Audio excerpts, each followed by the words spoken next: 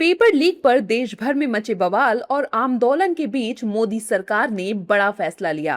शुक्रवार को हुई कैबिनेट बैठक में पेपर लीक संशोधन बिल को मंजूरी दे दी गई। अब 27 जुलाई को इसे संसद में पेश किए जाने की तैयारी है। सरकार सार्वजनिक परीक्षा अधिनियम 2024 में संशोधन करके इसे और ज्यादा मजबूत बनाकर पेपर लीक नेटवर्क पर सीधा प्रहार करना चाहती है।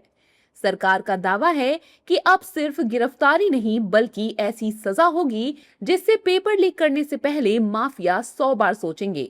चलिए अब आपको ग्राफिक्स के जरिए पेपर लीक से जुड़े नए कानून के संभावित प्रावधानों के बारे में बताते हैं।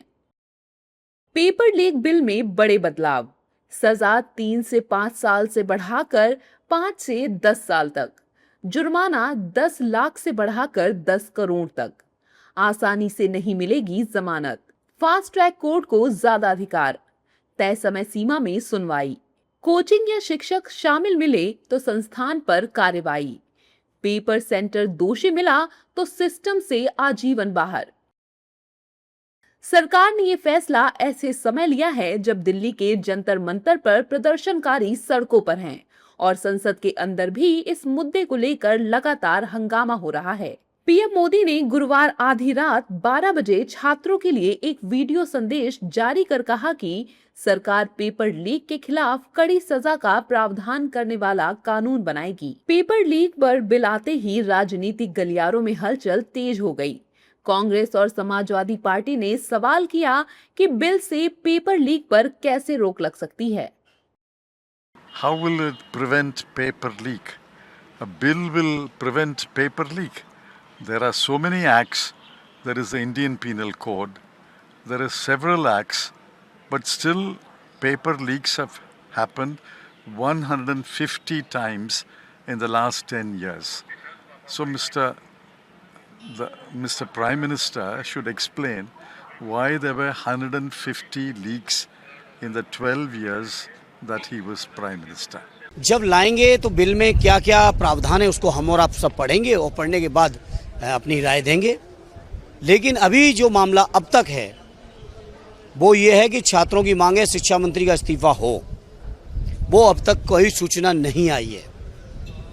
जब वो सूचना जब तक नहीं आ रही और छात्र जब तक संतुष्ट नहीं हो रहे हैं तब तक मैं समझता हूँ समाजवादी पार्टी के लोग छात्रों की इस मांग के साथ मजबूती से खड़े हैं। फिर चाहे संसद चले या न चले ये सरकार को तय करना है, हम विपक्ष वालों को नहीं। उधर विपक्ष के आरोपों पर बीजेपी का कहना है कि बिल से पेपर लीक माफियाओं की रूह कांप जाएगी। देखिए, मैंने कल भी कहा आपको कि जब ये पार्लियामेंट चलेगी तो ऐसा बिल आएगा जिसमें कि पेपर लीक करने वालों की रूह और पीढ़ियां कांप जाएगी। माननीय प्रधानमंत्री जी ने उसी बात को स्पष्ट तौर पर कहा है। माननीय प्रधानमंत्री जी लगातार हम लोगों को बोल रहे थे, ट्यूसडे की मीटिंग में भी बोले, लगातार बोल रहे थे कि इसके लिए अलग से कानून लाएंगे और बड़ा स्ट्रिंजेंट कानून लाएंगे। कल माननीय प्रधानमंत्री जी ने खुद कहा दिया, आज कैबिनेट का इंतजार करिए। अब कैबिनेट की मंजूरी के बाद सभी की नजरें आने वाले सोमवार पर टिकी हैं, जहां इस महत्वपूर्ण विधेयक को पेश किए जाने की संभावना है।